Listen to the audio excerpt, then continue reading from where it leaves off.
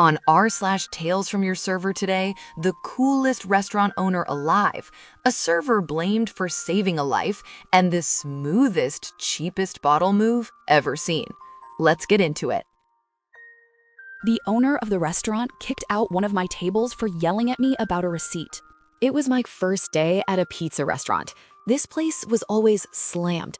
It's really where I learned how to be a good server. Before that, I worked at overstaffed burger joints and Italian restaurants. Things were moving pretty fast, but I was doing surprisingly well. I had about 10 tables, and I was used to 3 to 4 table sections. I will never forget this couple that came in and sat down at table 24. They were an old couple. I'm talking both gray-haired and overdressed to be at a pizza restaurant. I will say I did give them excellent service, despite my frazzledness of starting a new job. I was feeling it and felt great about handling all of my tables, until I messed up. The man at table 24 handed me his card to close out. I'm busy, like didn't even have time to pick a wedgie if I had one busy. I went to the computer and swiped his card. Admittedly, I forgot to print out the itemized receipt, which I get can be very frustrating. The man at table 24 had every right to be upset. But instead of asking me to grab the itemized receipt, he began to loudly, in a small room with a deep and firm tone, tell me how horrible I am at my job. He said it was no wonder I only got as far in life as working at a pizza shop. He kept going on with these terrible comments and wouldn't let me walk away when I tried. So now all of my other tables just saw me get completely torn apart, and I'm in the weeds after wasting time getting yelled at by this guy. At some point, the owner of the restaurant must have come in. He saw this man yelling at me and walked up to the table, then did the most badass thing I've ever seen. The owner addressed the man at table 24 and said, "Excuse me, sir, I am the owner of this establishment.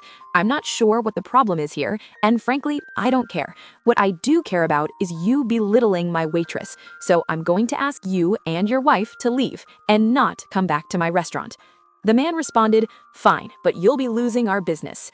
The owner replied without hesitation, "I really don't care and don't want people like you in my restaurant anyway." It was the coolest thing I had ever seen. The owner stood there and waited for these people to leave. It was absolutely badass.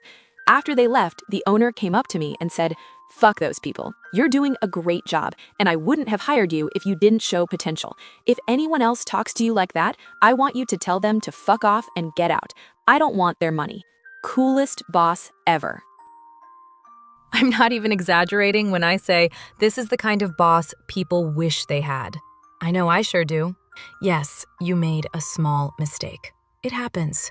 But the moment someone decides to humiliate a server publicly, that's not about a receipt anymore. That's about ego. And the owner? He clocked that instantly. No arguing, no discount diplomacy, no let's calm down. Just, you don't talk to my staff like that. The fact that he was willing to lose money to protect basic human respect, that's rare. Bosses like this don't just protect their employees. They change the entire culture of a place. And I wish more people in charge understood that. If more places handled customers like this, people might think twice before unloading their insecurities on someone holding a receipt printer. Speaking of unbelievable situations, the next story proves that even saving someone's life doesn't always stop people from blaming the wrong person. Screamed at for saving someone's life. I'm a full-time student getting my PhD at age 30, and I work full-time as a server. I've been working at this Greek bistro for the greatest people for almost 15 years now. I started bussing at almost 16, and I'm now a manager. So a few months ago, it was around 6, and one of our regulars, I'll call him Andy, came in. Andy works at a mattress store and always comes in for lunch. He's an awesome guy, and he's a big guy. He's close to 400 pounds.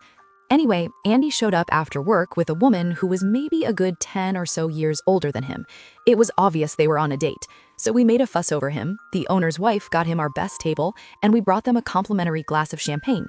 He ordered our platter of meat, and she ordered a vegetarian platter. They were eating when I suddenly heard her gasp. Andy's face was blue, and his hands were over his throat. I rushed over and started giving him the Heimlich while the owner called 911. As I was giving him back blows, his date suddenly whacked me with her purse. She was screaming in my face, "You're hurting him. I took first aid. That's not right." Andy was still choking, and the owner pulled her away from me while she kept screaming. Then Andy's piece of steak went flying, and he was finally able to breathe. By the time the paramedics arrived, she was telling them that I hurt him. The paramedics quickly told her that I had saved his life. They ended up taking Andy in because he was wheezing a bit. She threw me a dirty look and followed them out. 2 days later, Andy came in for lunch with his coworker and thanked me over and over. Then he told me that was the first and last date with that woman. He brought his newest girlfriend in yesterday. She loved the restaurant, and best of all, she's nice. This is one of those stories where confidence without competence becomes dangerous. It's unsettling how confidently some people insist they're right, even while actively making the situation worse. That kind of certainty can be genuinely harmful. What matters is this: the paramedics were clear. You saved his life, and that's the only verdict that matters. Andy showing up later just to thank you tells me this really stuck with him. And I'm glad he realized that some reactions are deal breakers. After all that intensity, the last story is a complete tonal shift, and it might just be the smoothest move of the entire video. The smoothest, your cheapest bottle I've ever seen. I saw the topic come up in some other posts about people balking at prices and horror stories of the cheapest bottle, so I thought I'd share one that I loved. A young couple came in. We're a high-end place, and it was their first visit. They were dressed up really nice. It was clearly a special night. I did my usual greeting and asked if there was anything I could get for them. The young lady slid our massive wine compendium over to him and said, "Pick out something nice, baby."